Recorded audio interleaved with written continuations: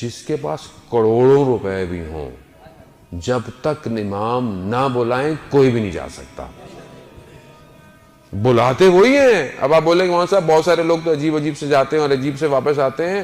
خوب یہ عجیب سے جانا کرم ان کا ہے بلانا، عجیب سا واپس آنا یہ میری اپنی تقدیر ہے، یہ میرا اپنا مقدر ہے کہ میں وہاں سے آ کے بھی صحیح نہیں ہوا. ان کا کرم، انہوں نے تو سب کو بلایا. انہوں نے تو رات کو کیا کہا؟ نہیں چاہتا، چلے جاؤ، بیعت اٹھاتا ہوں، جنت تمہاری. یعنی بھیج رہے ہیں رات کو. اور صبح دشمن کے سامنے کیا کہہ رہے ہیں؟ حل من ناصر ینصرونی، ہے کوئی میری مدد کرنے والا؟ اللہ اکبر. کتنی مختلف تقریریں ہیں دونوں. رات کو بھیج رہے ہیں اور صبح سب چلے گئے، کہہ رہے ہیں کوئی میری مدد کرنے والا. یہ ہے امام. یعنی آخری وقت تک دشمن کو بھی ہدایت دے رہا ہے کہ شاید کوئی آ جائے، شاید کوئی ایک آ جائے. اور یہاں جو آئے ہوئے کہہ رہے ہیں چلے جاؤ، میں نے سب تمہیں دیا، چلے جاؤ.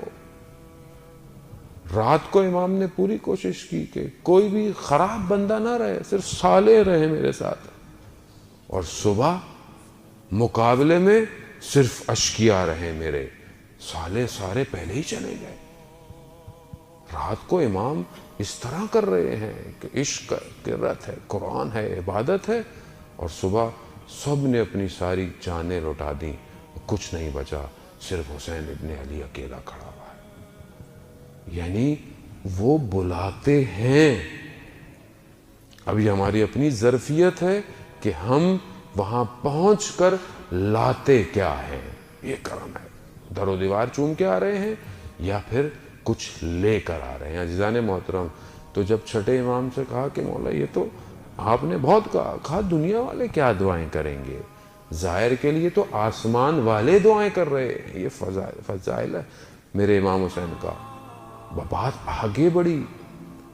بات یہ ہے کہ انہوں نے کہا میرے مولا نے، کیا تم چاہتے ہو کہ ملائکہ تم سے مصافحہ کریں، ملائکہ تم سے ہاتھ ملائیں، ملائکہ تمہارے وجود کو لمس کریں؟ کہا کیوں نہیں چاہتے مولا.